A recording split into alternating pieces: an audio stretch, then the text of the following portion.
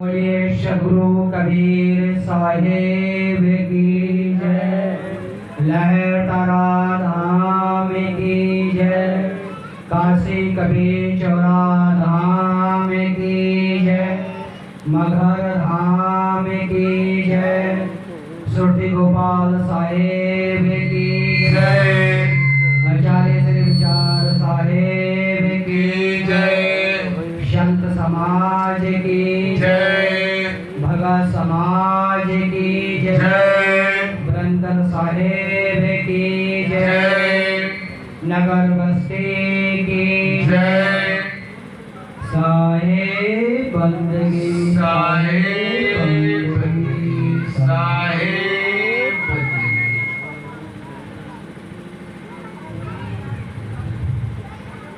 कुछ लेना ना देना मगन रहना। कुछ लेना ना देना मगन रहना। मगन रहना हो मगन रहना। कुछ लेना ना देना मगन रहना। कुछ लेना ना देना मगन रहना। पाँच तात का बना पिंजरा। पाँच तात का बना पिंजरा। जा में बोले मेरी मैना। या में बोले मेरी मैना। कुछ लेना ना देना मगन रहना। कुछ लेना ना देना मगन रहना। मगन रहना हो मगन रहना। कुछ लेना ना देना मगन रहना। तेरे पिया तेरे घट में बसत है। तेरे पिया तेरे घट में बसत है। सखी खोल कर देखो नैना। सखी खोल कर देखो नैना। कुछ लेना ना देना मगन रहना। कुछ लेना ना देना मगन रहना। मगन रहना हो मगन रहना। कुछ लेना ना देना मगन रहना। गहरी नदिया नाव पुरानी। गहरी नदिया नाव पुरानी। केवटिया से मिल रहना। केवटिया से मिल रहना। कुछ लेना ना देना मगन रहना। कुछ लेना ना देना मगन रहना। मगन रहना हो मगन रहना। कुछ लेना ना देना मगन रहना। कहत कबीर सुन भाई साधो। कहत कबीर सुन भाई साधो। गुरु चरण में लिपटे रहना। सतगुरु चरण में लिपटे रहना। कुछ लेना ना देना मगन रहना। कुछ लेना ना देना मगन रहना। कुछ लेना ना देना मगन रहना।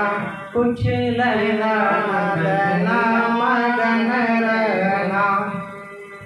सद्गुरु कबीर साहब कहते हैं कुछ लेना न देना मगन रहना। अगर कोई भी व्यक्ति सच्चे मन से भक्ति करता है, ध्यान करता है, गुरु का सुमरन करता है, गुरु के मार्ग पर चलता है, माता पिता देव दुखी साधु संत की सेवा करता अपने चरण कमलों से और हाथों से तन से, तो उसमें कोई भी खर्च नहीं होता। हम दान देंगे तो खर्च होएगा, लेकिन तन से हम सेवा करेंगे, माता पिता की, गुरु की, साधु संत की, या अपनी वाणी से हम किसी को ज्ञान की बात बताएंगे, तो उसमें कुछ भी खर्च नहीं होगा। लेकिन सद्गुरु कबीर साहब कहते हैं कुछ लेना न देना मगन रहना। सद्गुरु कहते हैं कि संसार में कोई भी कुछ लेने या देने नहीं आया है, अपने कर्मों के सिद्धांत से ही उसका जन्म हुआ है, वो अपने कर्मों के सिद्धांत से ही उसका अगला जन्म भी होगा। जो भी कर्म हम करेंगे सतता की दृष्टि में जाएंगे, भक्ति की दृष्टि में जाएंगे, सत्कर्म करेंगे, माता पिता सेवा करेंगे, दीनों की सेवा करेंगे, राष्ट्र सेवा करेंगे, तो हमको सदगति मिलेगी, अच्छा जन्म की प्राप्ति होगी, स्वर्ग लोक की प्राप्ति होगी। अगर हम दीन दुखी को सताएंगे, माता पिता को सताएंगे, हर किसी से द्वेष भावना रखेंगे, तो हमारा जीवन नरक की ओर चला जाएगा।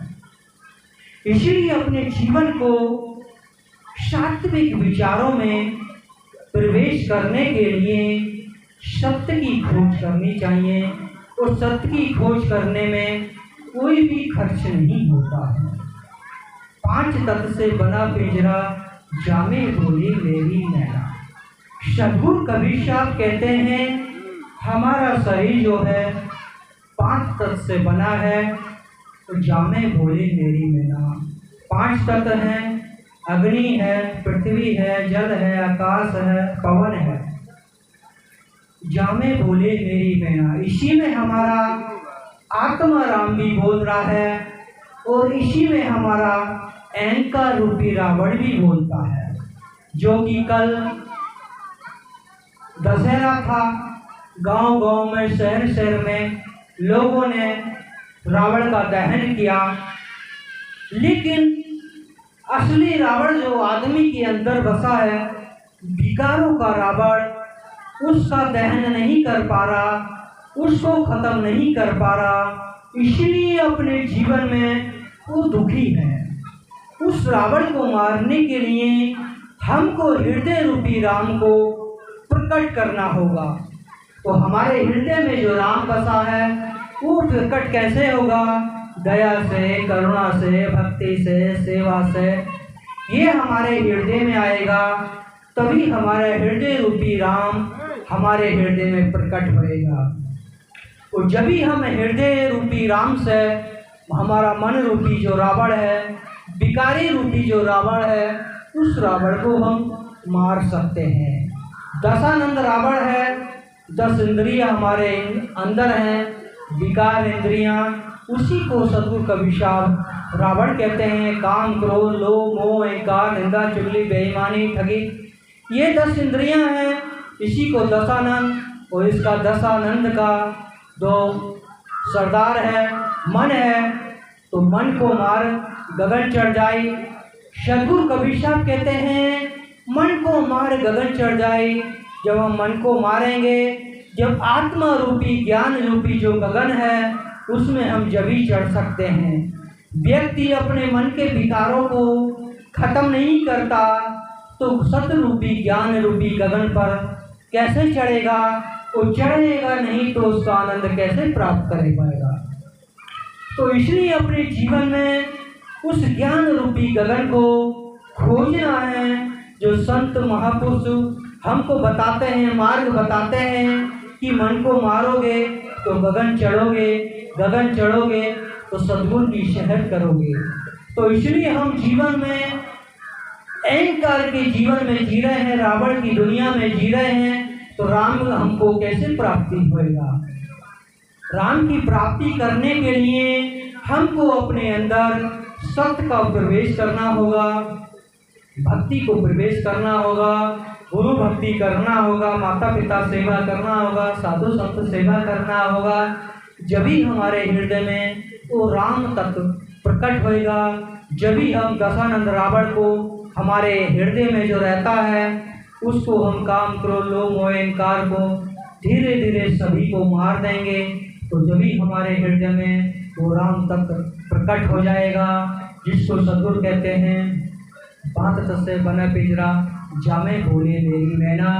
इसी में हमारा ज्ञान रूपी तोता भी बोलता है, वो विकार रूपी अहंकार रूपी तोता भी बोलता है।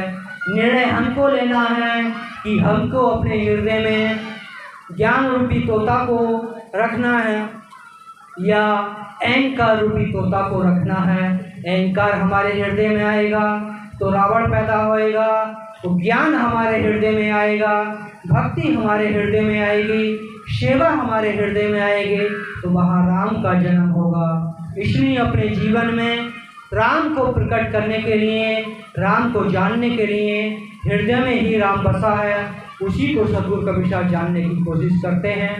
वो बताते हैं, गैरी तेरे पिया तेरे घट बसते हैं, शकी खोल कर देख लेना। सद्गुरु कबीर साहब कहते हैं, तेरे पिया तेरे सद्गुरु तेरे गुरु तेरे भगवान तेरे हृदय में ही बसे हैं, सकी खोल कर देख लेना। तो सद्गुरु कबीर साहब कहते हैं, जिस भगवान को, जिस सद्गुरु को, जिस गुरु को, जिन देवी देवता को तू बाहर ढूंढ रहा है, वो तो तेरे हृदय में ही बसे हैं। हे सखी, हे दोस्त, हे मित्र, उसको अपने हृदय में खोज, क्योंकि खोजेगा वही व्यक्ति जो अपने हृदय को जानेगा, विकारों को, अपनी रहनी गहनी को शुद्ध करेगा, खान पीन को शुद्ध करेगा। जब ही हृदय रूपी राम को, परमात्मा को जान सकता है, उसी को सद्गुरु कबीर साहब कहते हैं, सखी खोल देख नैना। हमारे नैना जो हैं विकारों के पट्टियों से बंधे हैं। क्रोध की, हमारी आंखों पर क्रोध की पट्टी लगी है, मोह की पट्टी लगी है, काम की लगी है, विकारों की लगी है, निंदा की लगी है, चुगली की लगी है।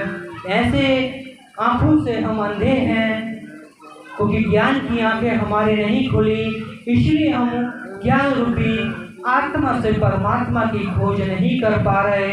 इसलिए हमारे जीवन में दुख ही दुख हैं। दुख को दूर करने के लिए हमको अपने विकारों को दूर करना होगा। जब भी हम उस आत्मा से परमात्मा की खोज कर सकते हैं, उस सद्गुरु के मार्ग पर चल सकते हैं। सद्गुरु आत्मा से परमात्मा की खोज करते हैं और उसी को बताते हैं। तो उसी को जानने के लिए हमें अपने हृदय रूपी राम को जानना होगा कि सद्गुरु राम को कहाँ बताते हैं और सामाजिक लोग कहाँ बताते हैं। गहरी नदिया नाव पुरानी, खेवटिया से मिले रहना। सद्गुरु कबीर साहब कहते हैं, गहरी नदिया नाव पुरानी, ये जन्म मरण की नदी है, बहुत गहरी है। कितने जन्मों से हम मरते चले आ रहे हैं, उसमें बहते चले रहे हैं। नाव पुरानी, खेवटिया से मिले रहना। गुरु रूपी जो नाव है, सतगुरु रूपी जो नाव है, वो भी जन्मों जन्मों से चली आ रही है।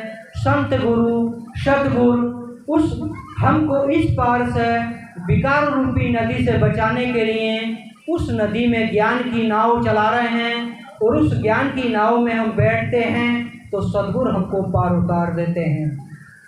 लेकिन कारण क्या है कि हम गुरु रूपी, जो गुरु की ज्ञान रूपी नाव है, उसमें बैठते नहीं, सत्संग करते नहीं, सत्संग सुनते नहीं, माता पिता सेवा करते नहीं, भाई भाई प्रेम से रहते नहीं, तो सद्गुरु कैसे हमको पार उतारेंगे। सद्गुरु तो जब ही पार उतारेंगे हम, जब सद्गुरु के हम मार्ग पर चलेंगे, सद्गुरु के ज्ञान पर चलेंगे, सद्गुरु की भक्ति पर चलेंगे, जब ही सद्गुरु हमें इस काल निरंजन रूपी देश से हमको सतरूपी देश की ले जाएंगे। लेकिन कारण क्या है, हम विकारों की नदी में घूम रहे हैं, हमारे जीवन में विकार हैं। इसलिए सद्गुरु, हम विकारों की नाव में बैठते हैं, काल निरंजन की नाव में बैठते हैं, तो काल निरंजन तो अपने देश लेके जाएगा। गुरु की नाव में बैठेंगे तो गुरु अपने देश ले जाएगा। तो गुरु की नाव है, ज्ञान है, भक्ति है, वैराग है, सुमरन है, पूजा है, पाठ है, माता पिता दीन दुखी, गुरु सेवा, ये हम करेंगे तो गुरु की नाम में बैठेंगे। तो गुरु की नाम में बैठेंगे तो गुरु हमको इस पार से उस पार ले जाएंगे। जब ही हमारा आवागमन मुक्त हो जाएगा, तो सद्गुरु कबीर साहब कहते हैं, कहत कभी सुनो भाई साधो, गुरु चरण में लिपटे रहना। सद्गुरु कबीर साहब कहते हैं, गुरु के चरण का मतलब गुरु के चरण को भी हमको छूना है।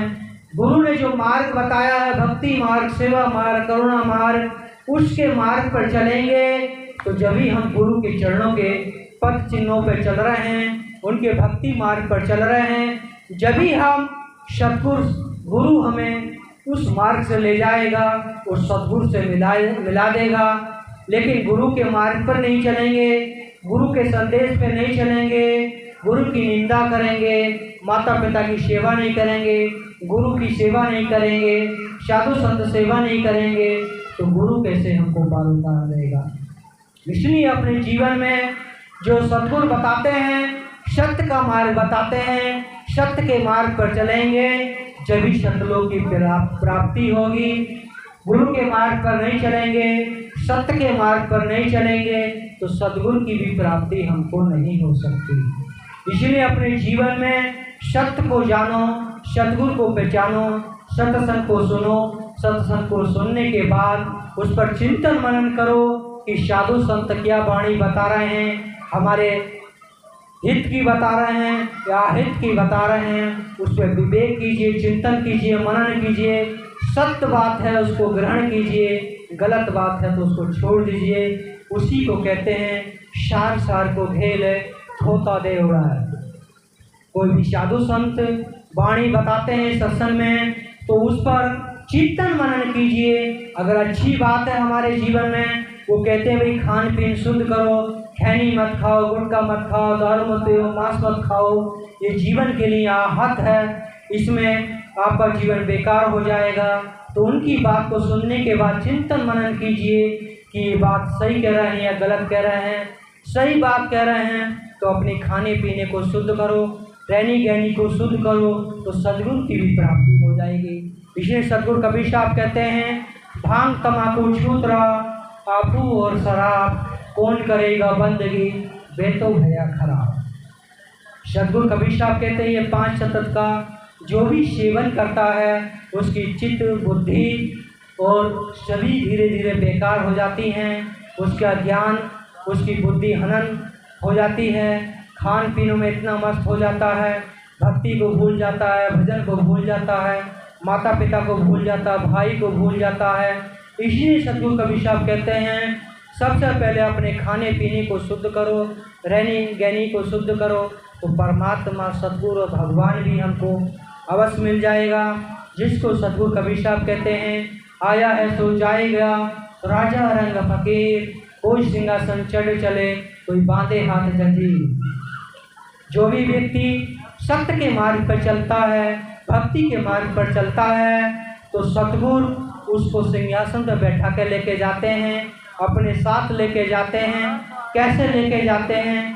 जो भी इस संसार में बहुत संत हुए हैं, भक्त हुए हैं, जो अपने मरने की पूर्ण तिथि पहले से ही बता देते हैं, और जो जिसको वो आशीर्वाद दे देते हैं उसका वो काम भी हो जाता है। इसलिए जो व्यक्ति सद्गुरु की भक्ति पर चलता है, गुरु के मर्यादा पर चलता है, उसके अंदर वो एनर्जी आ जाती है, वो गुरु कृपा हो जाती है, सद्गुरु कृपा हो जाती है, तो वो ऐसे व्यक्ति, ऐसे संत, ऐसे भक्त सिंहासन पर बैठकर जाते हैं। और जो व्यक्ति हर समय लड़ाई झगड़ा करते हैं, खानी पीनी शुद्ध नहीं है, रहनी गहनी शुद्ध नहीं है, माता पिता की सेवा नहीं करते, भाई भाई प्रेम से नहीं रहते, और पड़ोसी पड़ोसी प्रेम से नहीं रहते, ऐसे लोग जंजीर में बंध के जाते हैं। उनको काल निरंजन के दूत आते हैं और पीटते हुए ले जाते हैं। इसीलिए अपने जीवन में निर्णय करना है कि हमको सत्य के मार्ग पर चलना है या असत्य के मार्ग पर चलना है। ये जीवन है, क्षण क्षण जीवन हमारा मृत्यु की ओर जा रहा है, और हम पल पल मृत्यु की ओर जा रहे हैं। जो हमारा समय बचा है, पल बचे हैं, जो सत्संग में लगा देंगे, भजन भक्ति में लगा देंगे, माता पिता की सेवा में लगा देंगे, भाई भाई से प्रेम से रहेंगे, पति पत्नी प्रेम से रहेंगे, वही हमारे साथ जाएगा। अगर विकारों की दुनिया में जिएंगे तो हम लक 84 में जाएंगे, कीड़े बनेंगे, मकोड़े बनेंगे, कुत्ता बनेंगे, बैल बनेंगे, अनेकों जीव योनियों में बनेंगे। एक टुकड़े के लिए एक जो कुत्ता होता है उसको गली गली डंडे खाने पड़ते हैं, लेकिन एक कुत्ता और होता है जिसको सेठ लोग पालते हैं, उस एसी में रहता है, अच्छी अच्छी गाड़ियों में घूमता है, तो उसका वो भक्ति भजन का फल है, लेकिन उसने गुरु नहीं बनाया था, मनमुख से भक्ति की थी, उसका फल तो उसको मिला, लेकिन लक 84 नहीं कटी। इसलिए अपने जीवन में गुरु की मर्यादा के अनुसार भक्ति करेंगे तो लक 84 कटेगी, सिंहासन पर बैठ के जाएंगे उस सद्गुरु के साथ, हम जीवन मरण से मुक्त हो जाएंगे, गुरु की भक्ति प्राप्त होगी तो जीवन में हमारा धन होगा। इसलिए अपने जीवन में सत्य मार्ग को, भक्ति मार्ग को जानने की ज़रूरत है, पहचानने की ज़रूरत है, क्योंकि अगर हम कोई भी कार्य करते हैं तो सत्य कार्य करते हैं तो सत्य के मार्ग से चलेंगे, वही हमारा कार्य सफल होगा। कुछ अंधविश्वासी लोग समाज को रूढ़ी बाड़ी बातें बताते हैं कि तुम्हारे जीवन में ये गिरे हैं, नक्षत्र खराब चल रहे हैं, राशिफल खराब चल रहा है, ये सब पाखंडवाद है। हमारे कर्मों के जाल ही हमको दुख देते हैं, हमारे अच्छे कर्म हैं तो अच्छा कार्य होगा, बुरे कर्म हैं तो बुरा भोग भोगना पड़ेगा। जिसको सद्गुरु कबीर साहब भजन के माध्यम से बताते हैं कर्मों का दंड किस किस को भोगना पड़ा, बड़े बड़े महारथी आए उनको भी कर्मों का दंड भोगना पड़ा, हम भी करेंगे तो हमको भी भोगना पड़ेगा। उसी के भजनों के माध्यम से मैं आपको भजन के माध्यम से बताता हूँ। सतगुर माही शब दिन होते नए के समाना, साधो भाई शब दिन होते नए के समाना, सब दिन होते नए के समाना, सब दिन होते नए के समाना। एक राजा हरिचंद ग्रह कंचन भरे खजाना, एक राजा हरिचंद ग्रह कंचन भरे खजाना, एक दिन भरे डोम घर पानी मरघट गए निशाना, एक दिन भरे डोम घर पानी मरघट गए निशाना, सब दिन होत नए के समाना, सब दिन होत नए के समाना, साधो भाई सब दिन होत नए के समाना। एक राजा रामचंद्र जी चढ़े जात विमाना, एक राजा रामचंद्र जी चढ़े जात विमाना, एक दिन उनको वनवास भया, एक दिन उनको वनवास भया, दशरथ जय परवाना, दशरथ जय परवाना, सब दिन होत नए के समाना, सब दिन होत नए के समाना, साधो भाई सब दिन होत नए के समाना। एक दिन अर्जुन महाभारत में जीतेंद्र समाना, एक दिन अर्जुन महाभारत में जीतेंद्र समाना, एक दिन बिजली लूटे गोपिका, एक दिन बिजली लूटे गोपिका, वही अर्जुन वही बाना, सब दिन होत नए के समाना, सब दिन होत नए के समाना, साधो भाई सब दिन होत नए के समाना। एक दिन बालक भये गोद में, एक दिन भये जवाना, एक दिन बालक भये गोद में, एक दिन भये जवाना, एक दिन चिता जले मर घट पर, एक दिन चिता जले मर घट पर, धुआं जात आसमाना, सब दिन होत नए के समाना, सब दिन होत नए के समाना, साधो भाई सब दिन होत नए के समाना। कहत कबीर सुनो भाई साधो ये पद है निर्वाणा, कहत कबीर सुनो भाई साधो ये पद है निर्वाणा, जो कोई इसका अर्थ लगावे, जो कोई इसका अर्थ लगावे, हो नरहर बलवाना, सब दिन होत नए के समाना, सब दिन होत नए के समाना, सब दिन होत होत न एक समाना। सद्गुरु कबीर साहब कहते हैं कि सब दिन एक समान नहीं होता है। पल भर में हम धनी हैं, गरीब हो सकते हैं, आज पहलवान हैं, शरीर पर एक क्षण में लकवा गिरेगा तो शरीर हमारा बेजान हो जाएगा। तो जीवन में हमारा कोई भी क्षण पल एक समान नहीं रहता है, परिवर्तन होता रहता है। एक समय था राजा हरिचंद के घर में सोना चांदी हीरा मोती सब भरे थे। काशी के राजा थे, जो भी उनसे दान लेने के लिए जो मांगता था वो उनको दे देते थे, कभी भी किसी को मना नहीं करते थे। लेकिन समय की परिस्थिति आई, किसी व्यक्ति ने उनसे उसका पूरा राजपाट मांग लिया। तो सत्यवादी थे, उन्होंने कभी भी उस सत्य से हार नहीं मानी, खुशी खुशी अपना राजपाट उनको दान दे दिया। और पेट पालने के लिए काशी में, जिसको आज मजदूर मंडी कहते हैं, तो राजा हरिचंद और उनकी पत्नी और उनका बच्चा उस मंडी में खड़े हुए कि भाई कि हमको पेट पालने के लिए भोजन की आवश्यकता है, वो भोजन के लिए कुछ कार्य करना पड़ेगा। किसी ने भी उनकी सहायता उस समय नहीं की थी। तो राजा हरिचंद को मजदूर मंडी में खड़ा होना पड़ा। तो राजा हरिचंद को एक डोम खरीद कर ले गया था, जिसको हरिजन कहते हैं। तो उस डोम ने कहा कि मैं आपको 2 टाइम का भोजन दूंगा, उसके बदले में आपको मेरा जो मुर्दा घर है जहाँ पर लाश जलती हैं, जिसको काशी में जाएंगे, आज हरिचंद घाट के नाम से वो जाना जाता है। राजा हरिचंद उसी घाट पर मजदूरी करते थे। वो जो डोम था बदले में उसको 2 टाइम का उनको भोजन देता था। तो राजा से डोम ने कहा कि कोई भी लाश जलने के लिए आए तो पहले आप उससे टैक्स लेना, जब भी उसको लाश को जलने देना। समय व्यतीत हुआ, उनकी पत्नी रातारा को भी कोई सेठ खरीद के ले गया और वो अपने घर में उससे झाड़ू पोछा कराता था, वो बदले में भोजन देता था। समय की परिस्थिति आई तो उनका बेटा का देहांत हो गया। उनकी पत्नी तारा उसी हरिचंद घाट पर अपने बच्चे का देह संस्कार करने के लिए लेके आई।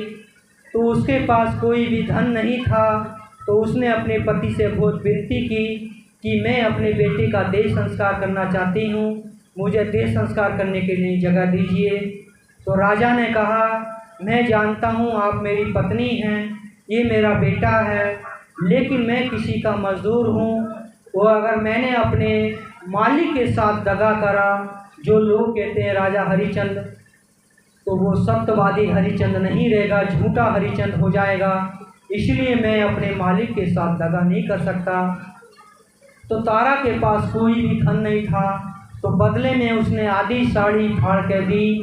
तो राजा हरिचंद ने उस अपने बेटे का देह संस्कार करने के लिए जगह दी।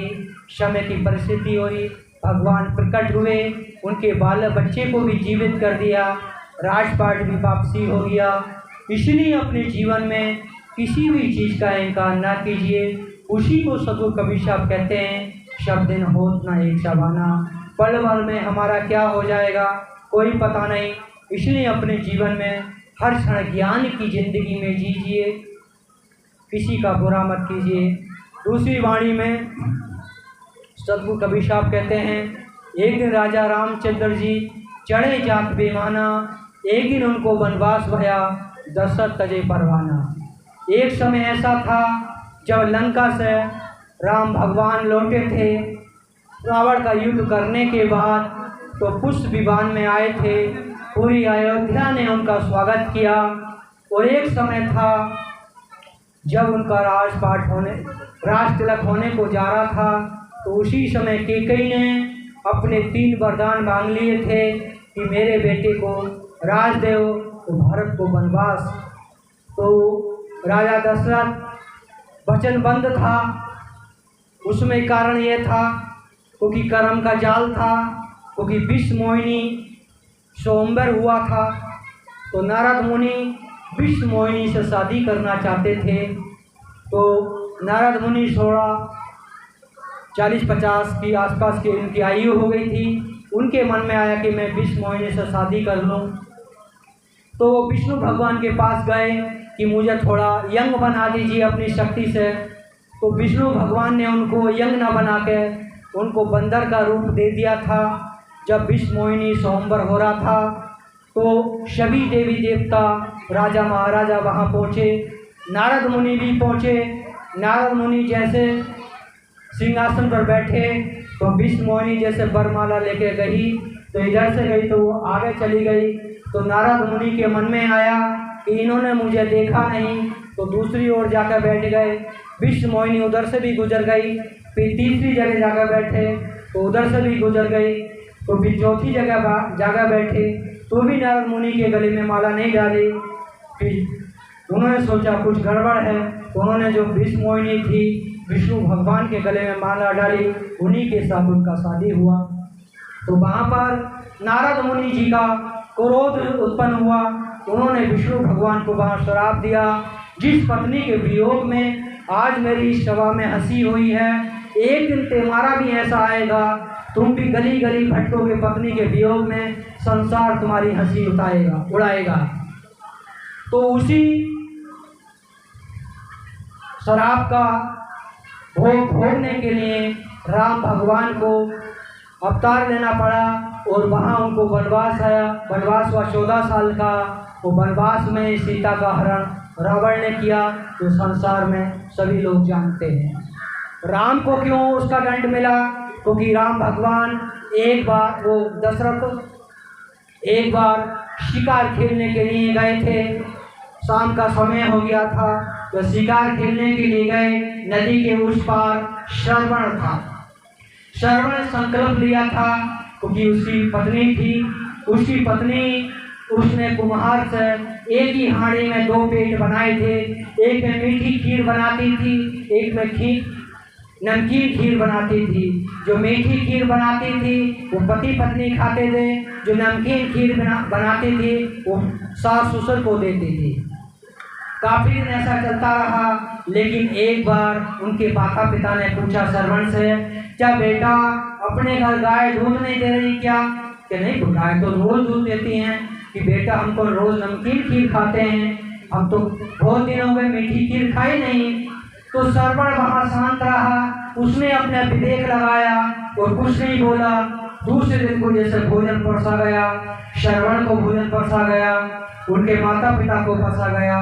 श्रवण ने उठकर माता पिता की थाली से जो भोजन खाया तो वो नमकीन खीर थी, और जो अपनी थाली से भोजन खाया वो मीठी खीर थी। तो उन्होंने कहा कि माता पिता ठीक कहते थे, ये मेरी पत्नी मेरे माता पिता के साथ द्वंद्व भाव रखती है। तो उन्होंने अपनी पत्नी का वहाँ त्याग कर दिया था और अपने माता पिता को 4 धाम की यात्रा में लेके जा रहे थे। तो शाम का समय हुआ, पानी पीने के लिए उनके माता पिता को पानी की जिज्ञासा लगी। नदी में पानी भरने के लिए गए तो दशरथ ने सोचा कोई हिरण है, तो उन्होंने तीर चलाया तो श्रवण के लगा। श्रवण ने पुकारा हाय राम हाय माता पिता। तो दशरथ ने कहा किसी व्यक्ति के तीर लगा, ये तो कोई पशु नहीं है। तो दशरथ उस पार गए, उनसे पूछा तो कौन है? कि मैं उनका वो मेरे माता पिता थे। तो जो श्रवण के माता पिता थे दशरथ के बहन बहनोई थे। तो उन्होंने कहा वो तो मेरे बहन बहनोई हैं। तो श्रवण ने कहा कि मैं तो अब जीवित नहीं रहूँगा, लेकिन हमारे माता पिता को तो पानी पिला देना। इतना कहने के बाद श्रवण का शरीर छूट जाता है और दशरथ पानी लेकर श्रवण के माता पिता को देते हैं। तो श्रवण कहते हुए तू कौन है? तो हमारा श्रवण तो नहीं है, तू अपना नाम बता तो हम तेरे हाथ से पानी पिएंगे। तो दशरथ पूरी कहानी बताते हैं कि मेरे गलती से श्रवण का शरीर छूट गया, मैंने तीर चलाया कि कोई पंछी है, कोई हिरण है, लेकिन श्रवण के लग गया, इसलिए उनकी हत्या हो गई। मैं पानी पीने के लिए उन्होंने भेजा, मैं लेके आया हूँ।